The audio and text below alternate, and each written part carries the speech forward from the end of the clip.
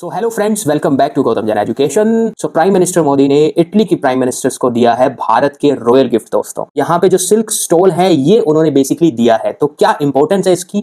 Indigenous product है, भारत के products हैं, एथनिक कल्चर से रिलेटेड है। इसको हम पूरा लेक्चर्स में डिटेल करेंगे दोस्तों कि कैसे मेक इन इंडिया को ये बूस्ट करेगा, क्या पर्पस था ये स्पेसिफिकली स्टॉल देने का, शॉल नहीं स्टॉल।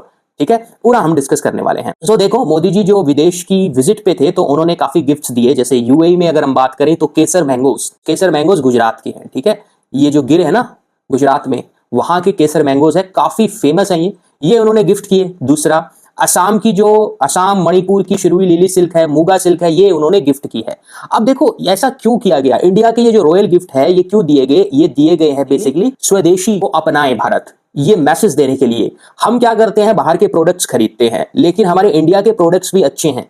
उन्हें अगर हम खरीदें, जो लग्जरी का शौकीन है तो वो बाहर की प्रोडक्ट्स की जगह इंडियन प्रोडक्ट्स खरीदें। इंडियन प्रोडक्ट्स काफी अच्छे होते हैं as far as textile clothing is concern, कि हमारी भारत के अंदर इतने बढ़िया क्वालिटी के कपड़े होते हैं, बढ़िया क्वालिटी की सिल्क होती है, ये रंग वगैरह नहीं की होती इनमें। ठीक है, नेचुरली ही इनका कलर होता है। अभी हम देखेंगे किस तरह से नेचुरल कलर आता है इनमें। ये शॉल देखो आप, इस तरह का ये होता है। अब आप कहोगे सर ये स्टोल क्या होता है, हमने तो शॉल सुना है। देखो, शॉल होता है ना वो बड़ा कपड़ा होता है और थोड़ा मोटा कपड़ा रहता है, ठंड में हम यूज करते हैं। आपने अपने घर में बूढ़े बुजुर्ग देखे होंगे जो ठंडी में शॉल लेके बैठते हैं। लेकिन ये जो स्टोल होता है ना गाइस, ये थोड़ा पतला कपड़ा होता है, जैसे विमेन स्कार्फ, उस तरह से ये होता है स्टोल। ये उन्होंने गिफ्ट किया है। ठीक है, अगर हम बात करें सिल्क की दोस्तों, तो 4 प्रकार की भारत में हमारे सिल्क की प्रोडक्शन होती है। पहला मलबेरी, दूसरा टसर, तीसरा एरी और चौथा मूगा।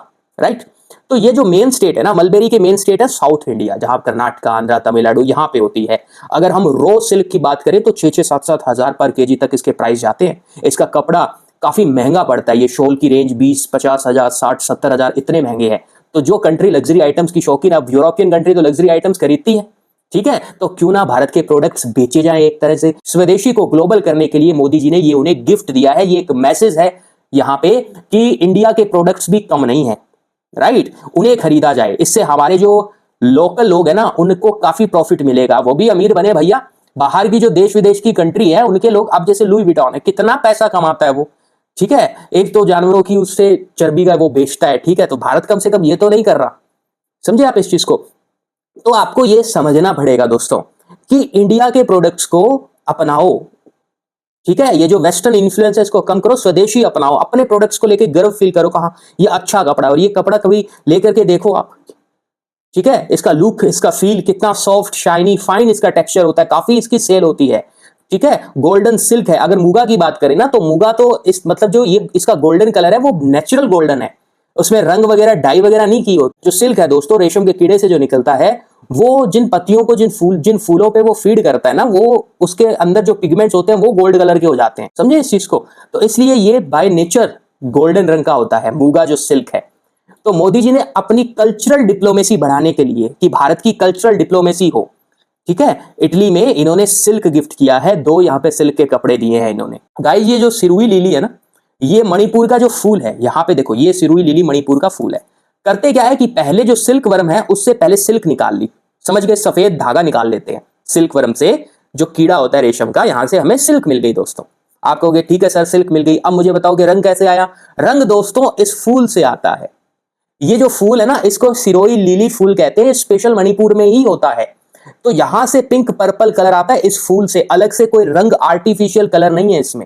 इसलिए ये एक यूनिक चीज है। ये फूल वहीं पे ही होता है, इतना इसका इंटेंस लाइट और प्रोफाउंडिंग कलर होता है दोस्तों। फिर यहाँ पे जो हथकरघा उद्योग है, असम के जो वीविंग कम्युनिटी है, पुरानी ट्रेडिशनली ये काम करती आ रही है, वो इसको बनाते हैं अपने हाथों से।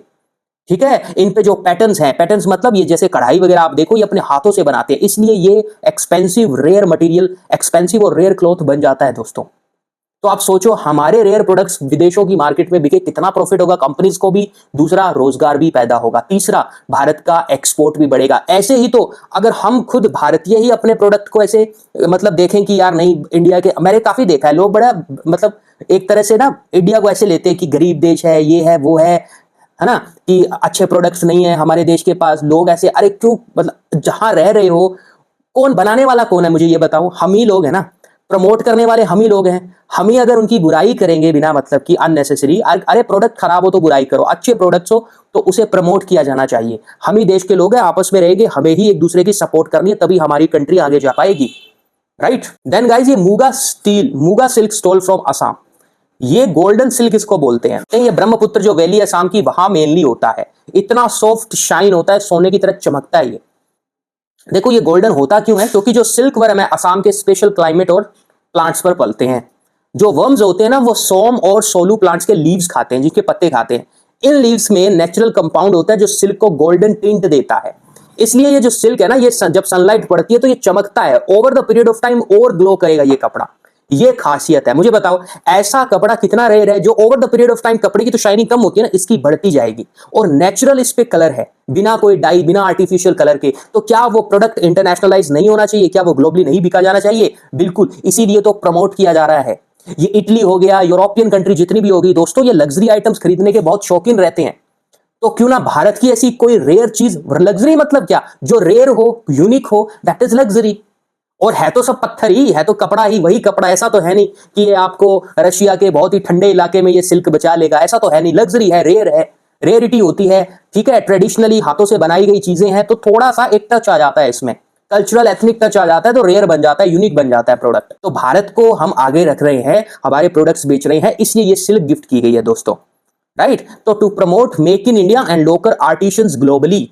अब भैया हमारे, अब देखो आप ताजमहल बनाया, यहां से कारीगर लेके आए, वहां से लेकर के आए, कोई और चीज बनाई जाती है देश दुनिया के अंदर, तो इधर से आर्किटेक्चर्स लेके आ रहे हैं, यहां से टेक्नोलॉजी लेकर के आ रहे हैं, ठीक है। बड़े बड़े लोग कपड़ा पहनते हैं, कोई कहते हैं कि भैया ये रूबी मैंने पहन रखी है, ज्वेलरी पहन रखी है, ये कपड़ा है, ये लंदन से है, ये यहाँ से है, वहां से है।